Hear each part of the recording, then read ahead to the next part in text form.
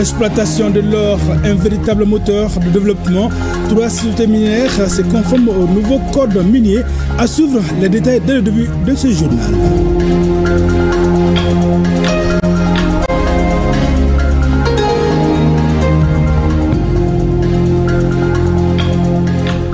Ce sont 312 étudiants en master et licence qui ont reçu leur parchemin. Cette promotion de l'Institut africain de management IAM porte le nom de feu Dr Toumani Diabaté. L'événement marque également les 20 ans d'existence de l'institution au Mali. Mesdames, Messieurs, bonjour et bienvenue aux informations. 3 sociétés minières se conforment au nouveau code minier. Elles ont signé un protocole d'accord avec les autorités maliennes. Cette signature marque une avancée majeure dans l'exploitation de l'or au Mali. En même temps, un véritable moteur de développement. Le point avec Tamsir Diabaté. L'or du Mali, ce métal précieux qui pendant des années enrichit les sols, mais trop peu les populations. Aujourd'hui, un tournant décisif s'amorce. Après de longues négociations, l'État malien et 3 sociétés minières viennent d'acter leur engagement pour un avenir plus équitable et transparent, conforme au code minier de 2023.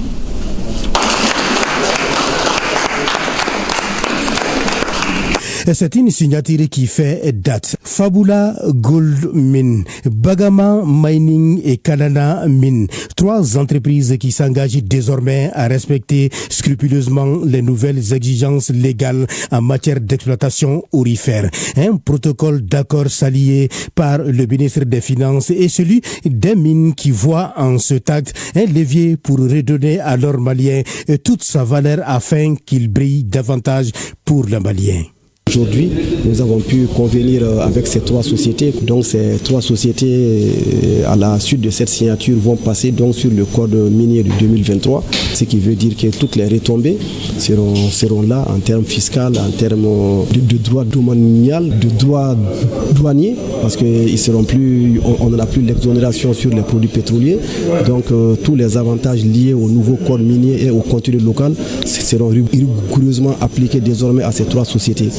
Cette cérémonie est la confirmation que l'harmonisation des sociétés minières avec le code minier de 2023 est une réalité. Et cela aura un impact positif sur l'économie nationale. La société Somika a une durée de vie de 10 ans et nous comptons avoir à peu près 135 milliards de chiffre d'affaires par an. Donc pendant 10 ans, la société Bagama, c'est l'ordre de 50 milliards de francs CFA par an pendant 5 ans.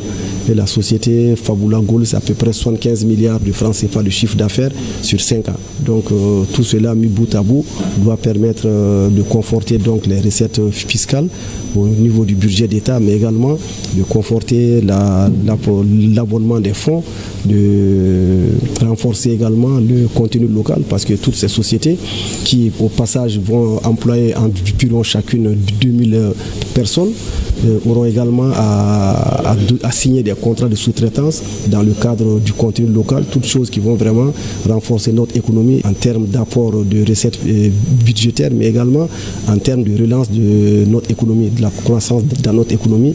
Dans un contexte économique exigeant, ce protocole marque aussi la volonté du gouvernement de créer un environnement d'affaires stable et professionnel. Cet aboutissement montre que l'État du Mali a mis tout en œuvre, mais vous aussi, pour que nous puissions discuter, échanger, arriver à un résultat qui prouve que aujourd'hui nous sommes en train de mettre en place les conditions qu'il faut pour que vous puissiez opérer dans un cadre juridique et politique convenable pour que cette exploitation minière puisse à la fois être rentable pour nous, mais aussi pour l'État du Mali. Pour leur part, les entreprises minières se disent pleinement satisfaites des accords obtenus. Elles saluent et apprécient l'esprit du partenariat gagnant-gagnant. Il consolide le partenariat entre notre société et l'État du Mali autour de valeurs communes, à commencer par la transparence, l'engagement et le développement durable au service de tous nos concitoyens. Il s'agit d'une opportunité en termes d'emploi direct pour les Maliens, avec également la possibilité d'acquisition de compétences nouvelles. On est convaincu qu'on a eu un accord équilibré. C'est l'aboutissement de plusieurs mois de négociations. Donc nous avons pu trouver un accord qui d'abord règle cet objectif de pouvoir rapidement redémarrer la construction de la mine. On va s'y atteler le plus tôt possible. Le protocole prévoit 6 mois à partir de la date de signature, les travaux devraient démarrer. Et puis donc 18 mois, dans les 18 mois prochains, de devoir donc pouvoir démarrer la production elle-même. En tout cas, on est satisfait de valoriser, en tout cas, ces réserves, de valoriser le potentiel du permis d'exploitation de Kalana. Nous sommes arrivés à un consensus qui a abouti sur un protocole acceptable pour l'ensemble des parties. Et nous sommes satisfaits d'être arrivés à cette étape qui nous permet dorénavant d'aller de l'avant sur une meilleure base juridique. Avec ce protocole, le Mali trace une nouvelle voie dans l'exploitation minière. Une voie qui promet afin que les Maliens profitent de la richesse de leur sous-sol. Autre point de l'actualité, la promotion 2025 de l'Institut africain de management IAM porte le nom de feu Dr Toumani Diabaté. Ils sont 312 étudiants en master et licence à recevoir ce samedi au Centre international de conférence de Bamako leur diplôme. Cet événement marque également les 20 ans d'existence de l'institution au Mali. Les récipiendaires ont affirmé leur volonté de relever les défis de l'emploi au Mali comme à l'international. Compte rendu Soumhaou Haïdara et Sidiki Balo. C'est le début d'une nouvelle aventure professionnelle pour les étudiants des masters spécialisés et licences de l'Institut africain de management IAM. Ils ont reçu leur diplôme comme une clé ouvrant les portes du monde du travail. Cela en mettant à profit les compétences acquises tout au long de leur carrière professionnelle. Nous ne sommes pas seulement des diplômés, nous sommes prêts à innover, à relever les défis, à apprendre et à contribuer activement à la croissance de vos structures. Mes chers amis, ce diplôme n'est pas une fin, c'est une clé, une invitation à construire, à transformer, à impacter. Osons rêver, osons entreprendre, osons incarner le changement que notre continent attend. La remise des diplômes à la promotion Toumani Diabaté s'est tenue dans un contexte particulier marqué par la célébration des 20 ans d'existence de l'Institut africain de management IAM au Mali. 20 ans de travail acharné, d'évolution pédagogique, de partenariats solides, mais surtout 20 ans de visages comme les vôtres, mes chers étudiants. 20 ans d'histoire et de chemins semés d'embûches et de réussite. Je vous invite à garder en vous le feu sacré de l'ambition. La dite promotion porte le nom de feu Dr Toumani Diabaté en hommage à cet homme de culture qui a marqué le Mali par son engagement et son talent. Et son fils Sidiki s'est dit fier et honoré. Toute la culture rend hommage à ce grand monsieur qui est le Dr Toumani Diabaté, le maestro Toumani Diabaté, le Grammy Award et le King of the King de la Kora. L'école IAM a pensé à la culture, a pensé au Mali, a pensé à l'avenir et à valoriser sa culture. Pour saluer l'engagement aux côtés de l'Institut, tous les partenaires de l'IAM ont reçu un trophée, dont un remis à titre posthume au nom de feu Dr Toumani Diabaté. L'intelligence artificielle, explorer ses impacts positifs et négatifs sur les étudiants maliens, sur le thème de la 12e édition d'une journée culturelle à l'initiative du club d'anglais de la faculté des lettres, des langues et des sciences du langage. Tenue ce dimanche, la journée a eu lieu au Confucius chinois à la colline de Badlabou. Reportage signé Bakary Diara. Journée récréative au centre Confucius chinois ce dimanche à la colline de Badlaboukou. Une atmosphère détendue pour les membres des clubs d'anglais de Bamako qui respectent ainsi une tradition annuelle bien en place. Cette journée culturelle est célébrée autour du thème « L'intelligence artificielle, explorer ses impacts positifs et négatifs sur les étudiants maliens ». L'intelligence artificielle est en train de dominer le monde. Maintenant, nous avons décidé de voir c'est quoi l'impact de l'intelligence artificielle sur les étudiants maliens. Parce que beaucoup d'entre nous ne sommes pas aussi conscients que cela. Nous voyons seulement le côté positif. de la chose. Mais nous ne comptons pas le côté négatif. Et ça, c'est un grand problème. Au programme de cette journée, une conférence débat, des imitations d'artistes, des sketchs, des slams, des défilés de mode, entre autres. S'exprimant sur la symbolique de cette journée, les parrains a, de prime abord, salué la pérennisation de cette initiative avant d'évoquer l'importance que l'on peut tirer de l'anglais en tant que langue dominante de communication à travers le monde. L'importance de l'anglais de nos jours, dans tous les domaines, l'anglais est vraiment indispensable, vraiment. Parce que si tu dois voyager ou bien si tu veux vraiment faire le business dans ce monde-là d'aujourd'hui, donc il faut vraiment parler l'anglais. Donc c'est pourquoi si je vois vraiment les jeunes qui sont vraiment motivés et dynamiques, vraiment essayer de parler l'anglais, essayer d'apprendre l'anglais. Donc vraiment c'est une chose vraiment qui me montre que vraiment dans le futur, le Mali vraiment va se développer. C'est donc une journée alléchante pour les participants qui en ont su tirer profit. En 13e région, les élèves de la promotion 2000 de l'école fondamentale OPAM 1 de Dioula reconnaissent les efforts de leurs enseignants. Ils ont remis ce samedi des attestations de reconnaissance à ces enseignants. En marge de cette remise, la promotion a aussi planté des arbres dans la cour de l'école. Compte rendu Moustapha Doumia à la Seine-Sangari. Ils sont une dizaine d'enseignants à la retraite ou leurs représentants à recevoir des attestations de reconnaissance décernées par les élèves de la promotion 2000 de l'école OPAM 1 de Dioula ou groupe scolaire Cheikh Nebalo. Des élèves devenus aujourd'hui des enseignants et des cadres de l'administration. C'est dans les salles de classe de cette école que nous avons découvert non pas nos premières lettres, ni nos premiers chiffres, mais nos premiers rêves. Mais surtout, c'est ici que nous avons rencontré ces hommes et ces femmes d'exception, nos enseignants. Chers enseignants, vous avez été nos modèles, nos repères, nos guides. Vous avez sémé souvent dans l'ombre, parfois dans des conditions difficiles, des graines de savoir, de rigueur, de discipline et d'espoir. La remise des attestations est couplée à la plantation d'arbres dans la cour de l'école, occasion pour les services des eaux et forêts de sensibiliser sur l'importance de cette action.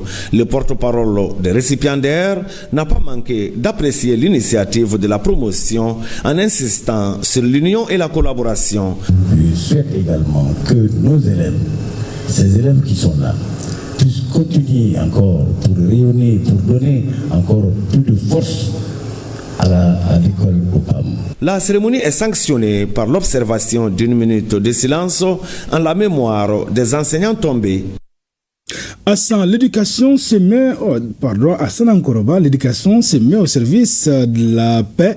Les anciens élèves maîtres de l'IPEC de Sévaré se sont retrouvés ce week-end pour réfléchir sur le rôle de l'école dans la construction du vivre ensemble. Une rencontre empreinte de fraternité, mais surtout d'engagement citoyen. Plus de détails suivant ce commentaire de Bokari Koulibaly. À Sanankoroba, ce samedi, les retrouvailles ont un goût particulier. L'amicale des anciens élèves maîtres de l'IPEC de Sévaré s'est donné rendez-vous pour une rencontre placée sous le signe de la paix et de la cohésion sociale. Réunis une fois de plus, ces anciens de l'Institut pédagogique pour l'éducation communautaire entendent faire de l'école un levier de promotion des valeurs citoyennes, de la tolérance et du vivre ensemble. Nous savons le rôle joué par les enseignants, les élèves dans la promotion de la paix. Nous, en tant qu'enseignants, on s'est dit que pourquoi ne pas échanger sur cette opportunité d'inculquer les valeurs de paix à nos élèves, qui puissent être des croix de transmission au niveau de leur famille. Voilà l'objet qui nous a réunis ce matin ici. Venus des quatre coins du pays, ces éducateurs engagés entendent mettre leur expérience au service de la pacification du Mali. Une mission qu'ils considèrent comme un devoir moral et professionnel. Nous savons aujourd'hui que notre pays traverse des moments très difficiles, mais nous osons croire avec nos autorités actuelles le bout du tunnel n'est plus loin. Nous gardons espoir, nous avons vraiment confiance aux autorités actuelles. Nous savons que ensemble, main dans la main, tous les Maliens, partout où nous sommes, nous pourrons nous en sortir. Au-delà des échanges, ce café pédagogique a été un moment de retrouvailles empreint de nostalgie et de fraternité, des souvenirs partagés, des idées échangées avec un seul mot d'ordre, faire de l'éducation un instrument de paix. 2 millions de francs CFA, c'est l'appui du ministre de l'Entrepreneuriat national, de l'Emploi et de la formation professionnelle au village de Djindé dans le sec de Gundam. Ce village a été cible d'une violente tempête occasionnant quelques blessés et des pertes matérielles énormes. Najim Baba Sissé. Le village de Djindé dans le cercle de Gundam a été la cible d'une violente tempête dans l'après-midi du mercredi 25 juin, causant de dégâts matériels importants, y compris des moyens de subsistance. Aussitôt, une chaîne de solidarité s'est dessinée pour assister ces familles. À la suite de l'appui des autorités locales et régionales, Mme Oumou Salsek fait aussi parler son cœur avec une somme modeste de 2 millions pour atténuer les souffrances des victimes. Ce qui est arrivé à Djindé a touché tout le monde. Donc c'est une manifestation ici de la part de Mme Sek Oumou Sal, une manifestation de sa sympathie auprès de ces populations qui ne sont qu'une partie d'elle-même. Elle a toujours porté Gundam dans son cœur et chaque fois qu'un événement arrive, elle s'est toujours fait montrer et ce ne serait pas aussi la dernière fois. Oumou Sal Sek vient de donner une donation très importante, 2 millions à Djindé, une partie de la communauté de la commune urbaine qui a connu des moments très difficiles lors des événements passés. La première pluie que Gundam a abritée a créé des dommages au niveau de Djindé. Les bénéficiaires, en majorité constitués de familles de pêcheurs, se réjouissent de cette marque de solidarité et saluent Mme Sek qui de loin a en cœur les siens. Nous remercions Mme Sek pour ce geste et le saluons pour son humilité. Ce tapis vient à point nommé. C'est le lieu pour nous aujourd'hui, au nom du gouverneur de la région de Tombouctou, de remercier Madame les ministres et remercier l'ensemble des autorités de la transition pour leur bonne œuvre. Et cet argent-là, la gestion sera transparente. Cette action humanitaire et altruiste de Mme Oumou Salsek est un acte patriotique à imiter, ont laissé entendre les autorités locales. Les ressortissants de Gadiaga dans la région de Caille ont tenu ce samedi leur journée culturelle à Bamako. Le thème retenu pour cette édition est valorisation du patrimoine et des traditions soninké Ka de Gadiaga. Plus de détails avec Kassim Diallo.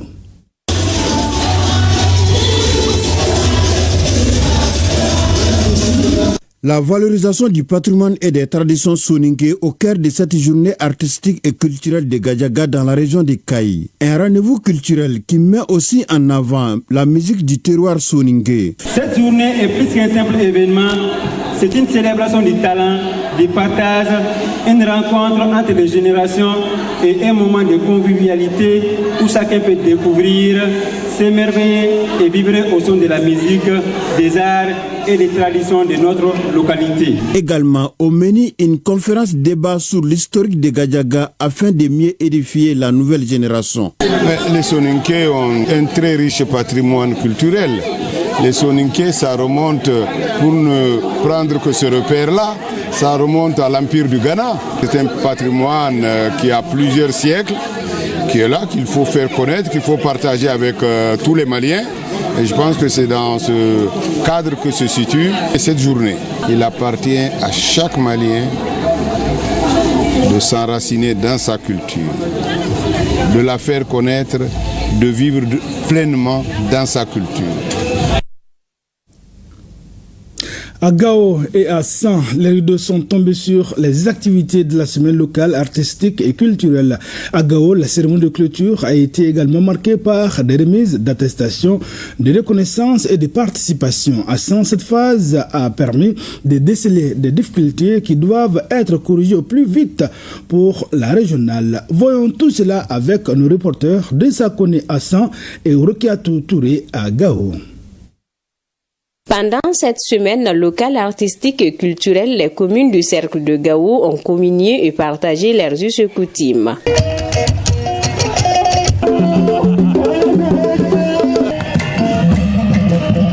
Un pari reçu pour les organisateurs de cette fête du vivre ensemble, tenu conformément à la vision du général d'armée Assimi Goïta, chef de l'État, qui a décrété l'année 2025 année de la culture. Nous avons été les témoins privilégiés de l'expression magnifique de notre héritage culturel, un héritage riche et diversifié qui fait la force et l'âme de notre cher Mali. Nos artistes, ils ont su puiser dans les racines de notre histoire pour nous offrir une vision d'avenir, une vision d'unité et d'espoir. Les maires de cette commune ont mouillé le maillot, le préfet du cercle de Gao a mouillé le maillot et toute la commission d'organisation pour la réussite de ce grand événement. Vous avez bien suivi avec nous depuis l'ouverture jusqu'à aujourd'hui la clôture. Le stade Kasseketa était plein à craquer. Et Dieu merci, on a fini en beauté, sans incident, sans problème. Au classement général, la commune urbaine de Gao est sortie 10e et c'est la commune de Gonzourei qui a décroché la première place. Une joie immense, vous voyez la scène, c'est vraiment une joie pour moi. Pendant presque un mois, on a cravaché dur pour être à ce niveau. J'appelle les autres communes à nous donner la main pour affronter les autres cercles, pour que le cercle de Gao puisse encore rayonner de plus. Que vous soyez lauréat ou pas, sachez que vous êtes tous et toutes les ambassadeurs de notre culture. Vous avez fait honneur au cercle de Gao. La cérémonie de clôture a été également marquée par une remise d'attestation par les organisateurs et de cadeaux aux autorités de la part de la délégation venue de Ntilit. Les regards sont désormais tournés vers la phase régionale qui se tiendra en septembre prochain. Claque de fin ce samedi 26 juillet de la semaine locale du Cercle de Sang. Lancée le 22 juillet dernier, cette phase préparatoire de la Biennale artistique et culturelle Tombouctou 2025 a vu les 9 communes du Cercle de Sang concourir dans 5 disciplines. Spectateurs et communes participantes ont pris beaucoup de plaisir. Les différentes troupes qui ont passé, vraiment, ils ont fait de leur mieux. Je ne savais pas qu'on avait une culture riche comme ça, que ce soit en danse, dans les solos chants, dans les pièces de théâtre. Vraiment, je me suis bien amusé et j'ai beaucoup appris. Je suis très fier d'être présent à cette phase locale où, en tout cas, j'ai vu ma commune faire une prestation, vraiment donner de l'ambiance à l'événement. Au terme de la compétition, la commune urbaine de Sang rafle toutes les mises et prend la tête avec 78,70 points sur 120, suivi de Somo avec 44 points. Baramadougou ferme le trio avec 24 points. Malgré l'engouement suscité autour de l'événement, beaucoup d'insuffisances sont à corriger. À part la commune de Sang, il y a beaucoup de communes qui n'ont pas présenté l'orchestre, les pièces de théâtre. Ça, ce sont des insuffisances que nous avons identifiées. Ça nous permet quand même de corriger avec les encadrements pour la phase régionale. On a vu quand même l'engouement qu'on nous a donné par les différentes prestations. Donc bravo à toutes les troupes. Donc il n'y a pas de perdants, il n'y a pas de gagnants. C'est vraiment l'ensemble de la population qui a gagné. Donc pour quand même renforcer la cohésion sociale, les bons vivre entre nous, les échanges en tout cas de culture. Donc nous sommes dans la diversité culturelle. Plusieurs attestations de reconnaissance ont été décernées aux personnes et structures qui, par leur dévouement, ont permis de rehausser l'éclat de l'événement, parmi lesquelles la station régionale de l'Ouartem 100. Un reportage signé Drissa Kone. C'est parti pour la semaine locale culturelle et artistique du cercle de Foul Elba dans la région de Taodeni. Plusieurs disciplines artistiques sont au programme de cette semaine qui est une première dans ce cercle. 5 communes rurales sont en lice pour cet événement culturel local. Reportage Fousseni Samake, Alou Koulibaly. Pièces de théâtre, danse traditionnelle, jeux traditionnels, solo de chant, ensemble instrumental sont entre autres disciplines qui mettent en compétition les acteurs culturels et artistiques du cercle de Foum Elba dans la région de Taoudeni. Cette semaine artistique et culturelle concerne les communes rurales de Foum Elba central, Bougouena, El Ougla, Lam Haïmid et Toual. La culture constitue un moteur indispensable pour le développement d'un pays, agissant à la fois comme un facteur d'unité et comme un levier économique. Pour les gouvernements et les décideurs, il est crucial de reconnaître et de stimuler cette dynamique culturelle et intégrale. La culture dans les politiques de développement économique et social. Ainsi, les acteurs culturels nomades expriment leur talent à travers des thèmes comme le retour des personnes déplacées internes et externes, la paix et la cohésion sociale, la citoyenneté. Nous avons vu quelque chose d'extraordinaire. Nous avons vu quelque chose qu'on n'a pas vu, qui ne s'est jamais réalisé dans la région de Togdeni depuis que la région a été créée. C'est des gens qui ont fourni extrêmement de gros efforts. Dans ce cadre, comme le président de la République avait déclaré année culturelle cette année, des parties de notre culture qu'on ignorait, on a vu des acteurs qui étaient engagés, on est comblés vraiment. Les activités de la semaine locale de Foum Elba s'inscrivent dans le cadre des préparatifs de la Biennale artistique et culturelle prévue en 2025 au Mali. Précisément à Tombouctou. Mesdames, Messieurs, ainsi prend fin ce journal. Merci d'avoir été de nôtres. À demain, Inch'Allah, même plateau et pour d'autres informations.